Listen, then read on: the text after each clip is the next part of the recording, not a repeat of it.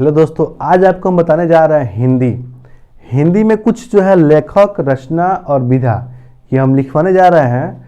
अगर आप इसको याद कर लेते हैं तो आपके बहुविकल्पीय के रूप में प्रश्न आ सकता है, या अगर आप इसको याद कर लेते हैं तो आपको अगर इसमें का जो भी रचना जीवन परिचय भी लिखना हो तो इसके आधार पर हम लिख सकते हैं। यानी कि मोस्ट इम्पोर्टेंट जो है लिखवाने जा रहे हैं, और इसमें से गारंटी है कि इसमें बहुविकल्पीय के रूप में सब क्वेश्चन आ सकता है।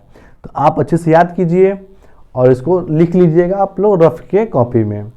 तो यहाँ पे अब हिंदी में गद्य का विकास, गद्य और पद दो होता है, तो अभी गद्य के बारे में लिखवा रहे हैं। आप लोग यहाँ पे एक बनाना है कॉलम में यहाँ पे रहेगा लेखक, यहाँ रचना और यहाँ पे रहेगा विधा। तो यहाँ से एक एक करके हम बता रहे हैं, आप लोग अच्छे से ध्यान दीजिएगा।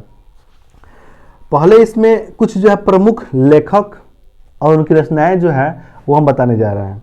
तो पहले इसमें एक विट्ठल नाथ, ये हमारे लेखक हैं और इनके द्वारा जो रचना की गई है यहाँ पे श्रृंगार रस मंडन। और ये हम लोग की विधा कौन सा होता है, तो ये हम लोग का ब्रज भाषा का विधा है, ठीक है। दूसरा इसमें है कि कवि गंग, जो कवि गंग है इनके द्वारा जो है चंद छंद वर्णन की महिमा रचना किया गया है। और ये हम लोग की विधा में क्या है, तो ये हम लोग की खड़ी बोली विधा गद्य है, ये हम लोग की खड़ी बोली गद्य है।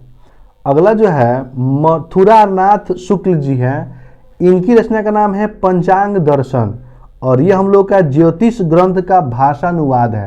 यानी विधा में जो है ज्योतिष ग्रंथ का भाषानुवाद है। अगले हैं मुंशी इंशा अल्लाह खां, ये मोस्ट इम्पोर्टेंट है, ये अक्सर आता रहता है। तो मुंशी इंशा अल्लाह खां का रचना का नाम है रानी केतकी की कहानी, इनका नाम है रानी केतकी की कहानी, और विधा में हम लोग की कहानी है। अगला है देवकी नंदन खत्री, इनकी जो रचना का नाम है भूतनाथ, और ये हम लोग का उपन्यास है। विधा में क्या है, ये उपन्यास है। अगला है राजा लक्ष्मण सिंह, रचना में लिखेंगे शकुंतला, और ये हम लोग का नाटक है। अगला इसमें किशोरी लाल गोस्वामी, और रचना का नाम इंदुमती, और ये भी हम लोग की कहानी है। अगला यहाँ पे किशोरी लाल गोस्वामी फिर है, और इनके जो है रचना का नाम सुल्ताना है, और ये भी हम लोग की कहानी है, ठीक है।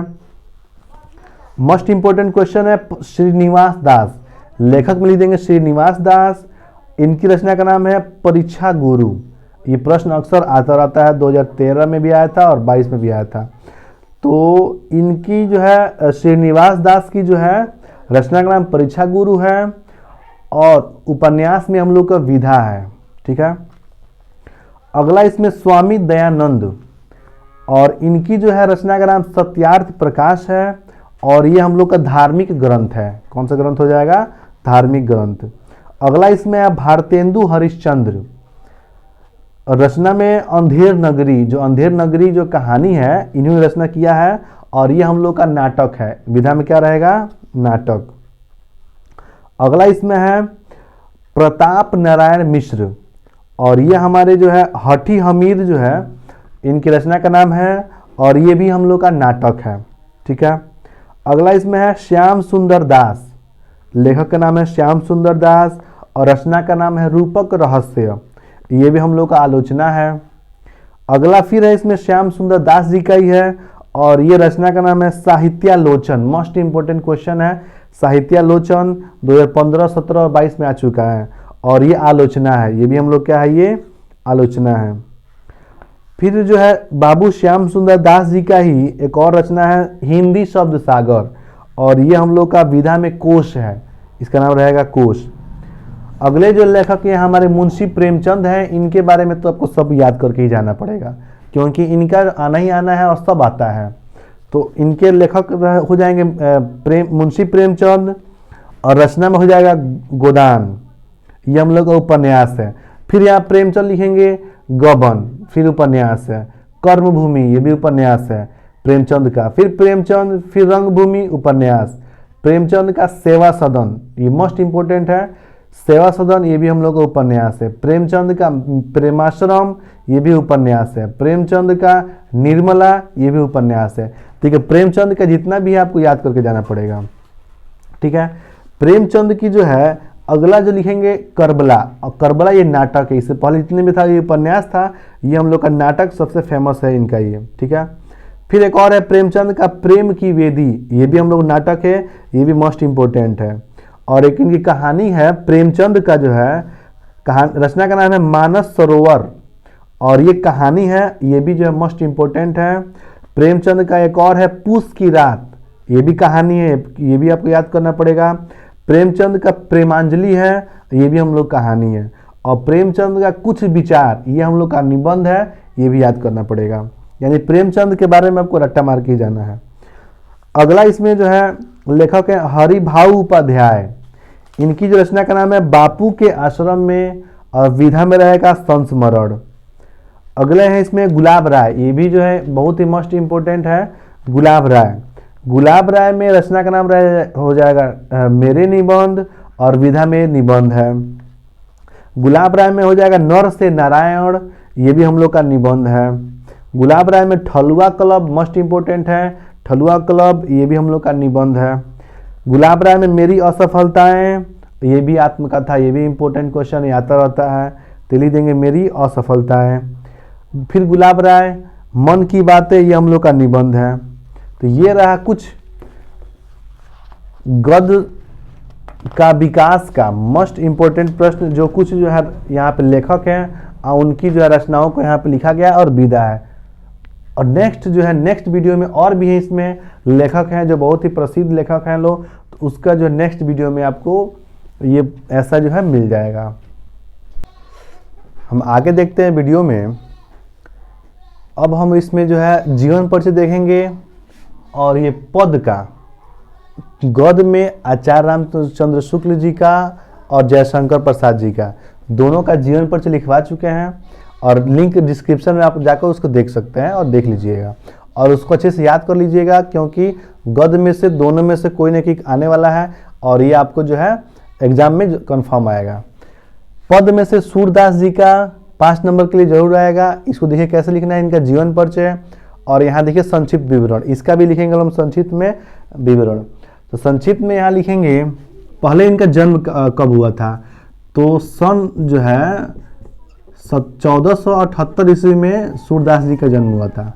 अब डेट जो है और महीना जो है उतना कंफर्म नहीं है, लेकिन सन मालूम है 1478 ईस्वी में हुआ था, तो यहाँ लिख देंगे, ठीक है।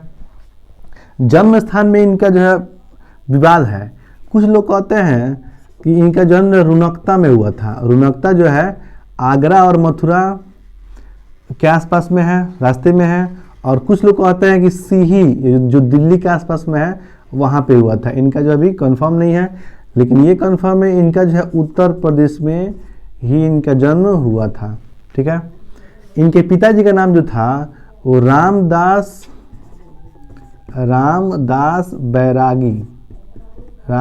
बैरागी था, ठीक है। कृतियाँ, अब इन्होंने कौन कौन से जो है कृतियाँ का रचना की है, तो उसको लिख सकते हैं सूरसागर,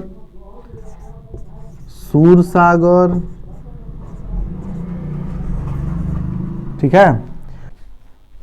कृति में सूरसागर हो जाएगा, और सूर जो है सरावली हो जाएगा। साहित्य में स्थान में लिखेंगे यहाँ पे हिंदी साहित्य काश जो है हिंदी में स्थान इनका था।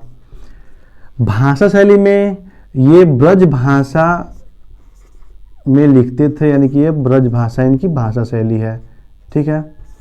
अब इनकी मृत्यु, तो इनकी मृत्यु कब हुई थी, तो ये सन जो है 1583 ईस्वी में इनकी जो है मृत्यु हो गई थी, 1583 ईस्वी।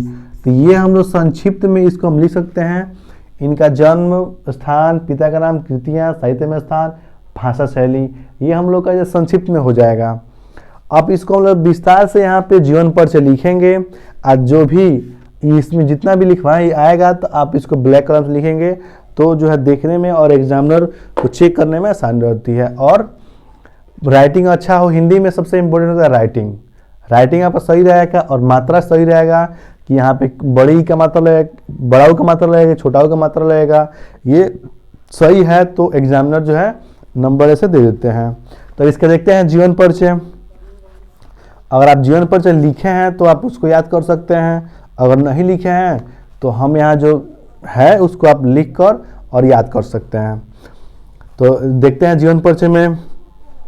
सूरदास जी का जन्म 1478 ईस्वी वैशाख शुक्ल पंचमी 1535 ईस्वी जो है, इसको विकृत संवत बोलते हैं, उसमें हुआ था। आगरा मथुरा मार्ग पर स्थित रुनकता नामक ग्राम में हुआ था।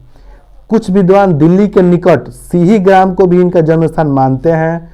सूरदास जी जन्मांध थे, जन्म से अंधे थे, इस विषय में भी विद्वानों में मतभेद हैं। इन्होंने कृष्ण की बाल लीलाओं का, मानव स्वभाव का एवं प्रकृति का ऐसा सजीव वर्णन किया है जो गांवों से आंखों से प्रत्यक्ष देखे बिना संभव नहीं है। इन्होंने स्वयं अपने आपको जन्मांध कहा है, ऐसा इन्होंने आत्मग्लानिवश लक्षणी रूप में अथवा ज्ञान चक्षुषा के अभाव के लिए भी कहा हो सकता है। सूरदास की रुचि बचपन से ही भगवत भक्ति के गायन में थी। इनसे भक्ति का एक पद सुनकर पुष्टि मार्ग के संस्थापक महाप्रभु वल्लभाचार्य ने इन्हें अपना शिष्य बना लिया और श्रीनाथ जी के मंदिर में कीर्तन का भार सौंप दिया। श्री वल्लभाचार्य के पुत्र विठलनाथ ने अष्टछाप नाम से 8 कृष्ण भक्त कवियों का जो संगठन किया था, सूरदास जी इसके सर्वश्रेष्ठ कवि थे। वे गौ घाट पर रहकर जीवन पर्यंत कृष्ण की लीलाओं का गायन करते रहे। सूरदास जी का गोलोकवास मृत्यु 1583 ईस्वी यानी कि संवत 1640 विक्रंत में गोसाई विठलनाथ के सामने गोवर्धन की तलहट्टी के परसोली नामक ग्राम में हुआ। खंजन नयन रूप रस माते पद का गान करते हुए इन्होंने अपनी भौतिक शरीर का त्याग किया। ये यहाँ तक हम लोग जीवन परिचय लिख लेंगे। आगे इनको लिखना है कृतियाँ या निरचनाएं बोलते हैं। तो महाकवि सूरदास की निम्नलिखित 3 रचनाएं ही उपलब्ध है, यानी कि इनका मात्र 3 रचना की ही उपलब्ध है। पहला लिख लेंगे सूर सागर, दूसरा लिखेंगे सूर सरावली और तीसरा लिखेंगे साहित्य लहरी। ये 3 ही इनका जो है रचना अब तक जो है उपलब्ध है। अगला हेडिंग इसमें लिखेंगे, बाकी जो दिया सूर सागर, बाकी इसमें अगला हेडिंग लिखेंगे साहित्य में स्थान। अब साहित्य में स्थान क्या था? भक्त कवि सूरदास का स्थान हिंदी साहित्याकाश में सूर्य के समान ही है। इसलिए कहा गया है सूर सूर तुलसी शशि उरुगन केशव दास, अब के कवि घतोब सम जह तह करत प्रकाश।